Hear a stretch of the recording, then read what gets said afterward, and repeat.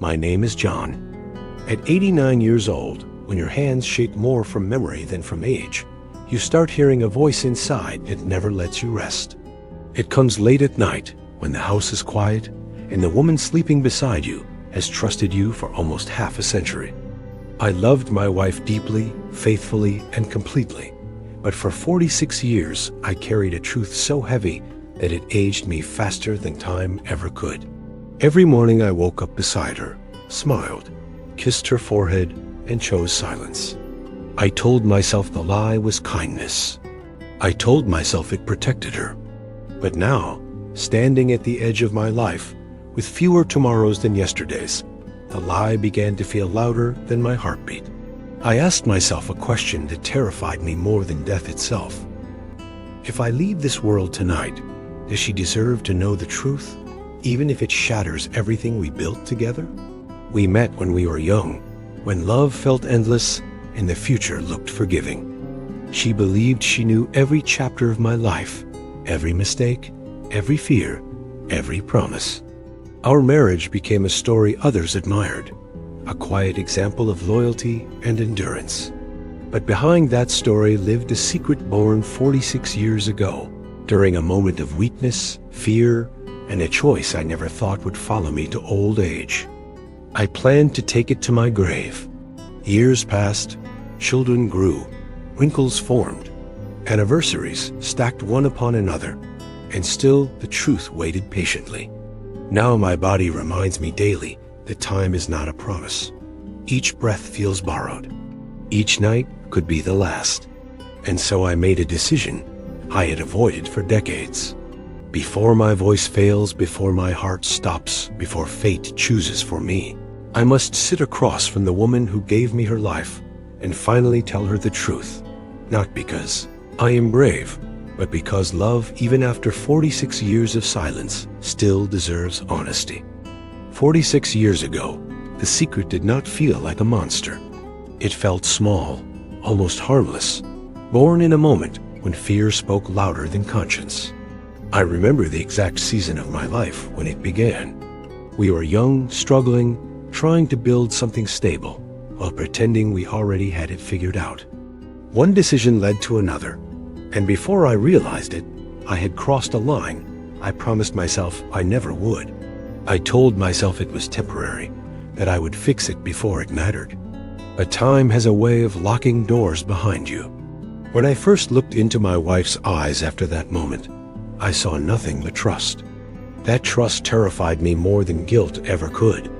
I chose silence because silence felt safer than truth. Days turned into months, months into years, and the secret settled quietly into my life like an unwanted guest no one else could see. Every time she laughed, every time she held my hand, every time she defended me in front of others, the truth tightened its grip.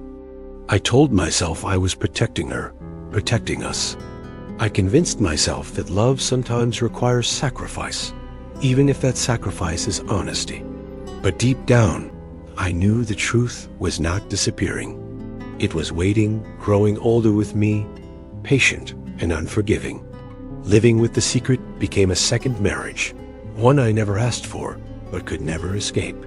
It followed me through promotions, through birthdays, through the births of our children.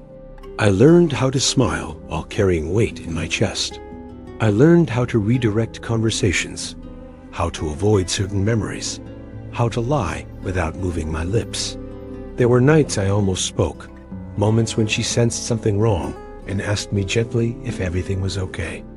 Those were the hardest moments. I would look at her and see the woman who built her life around mine, and I would swallow the truth once again. Guilt does not scream. It whispers. It waits until you are alone. It shows up when the house is quiet and the lights are off.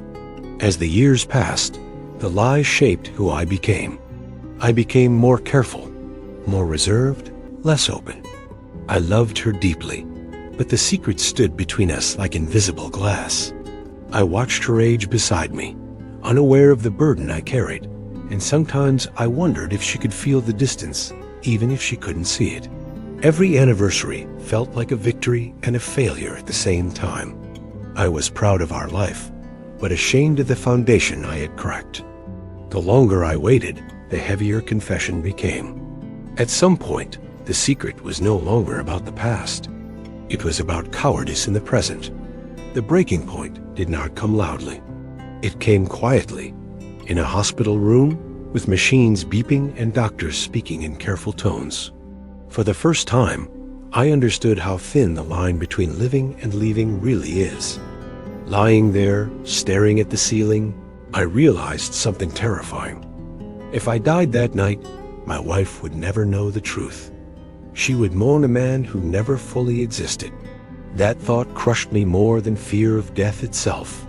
I spent nights after that unable to sleep, listening to her breathing beside me, wondering how many mornings we had left. I practiced the words in my head and hated them every time. I imagined her anger, her tears, her silence. I prepared myself to lose her emotionally, even if she stayed physically.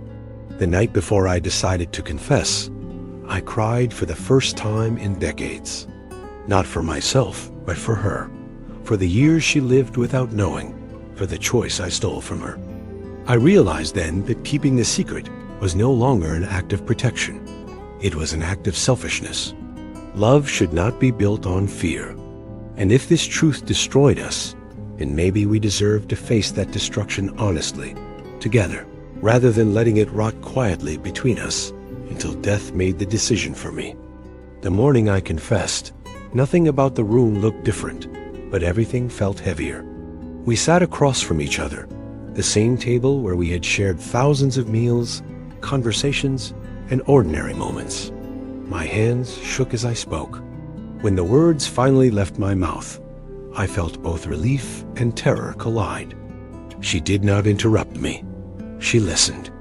When I finished, the silence that followed was the longest of my life. I watched emotions move across her face. Shock, pain, disbelief, sadness. She did not scream. She did not leave. She simply sat there, absorbing a truth that should have been hers decades ago. In that moment, I understood that confession is not about being forgiven. It is about returning someone's right to know. The days that followed were slow and heavy. Trust does not heal instantly, and neither does pain. But something changed between us. The invisible wall finally cracked. Whether our future would be stronger or weaker, I did not know. What I knew was this: truth, even late, even painful, is lighter than a lifetime of silence. If there is one lesson my 89 years have taught me, it is this: secrets do not disappear with time. They wait, and eventually they demand to be faced, either by choice or by regret. After all those years of hiding, after decades of silence, I finally understood what honesty truly means. Confessing wasn't easy, and it didn't magically erase the pain or the shock. But in that moment, I felt a weight lift from my chest, a burden I had carried for almost half a century. I saw in her eyes a mixture of hurt, disbelief, and something I didn't expect: understanding. Time had given us both wrinkles and gray hair, but it had also given us a foundation of love strong enough to survive even the heaviest truths. I realized that life is too short to carry secrets that grow heavier with each passing year. The lesson I want to leave is simple. Fear may keep you silent, but love demands courage.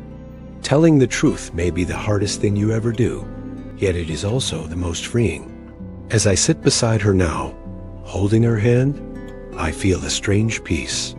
Not because everything is perfect, but because the truth is finally between us. And that, after 89 years, is worth more than a lifetime of silence. Some truths may arrive late, but they are never too late to be told.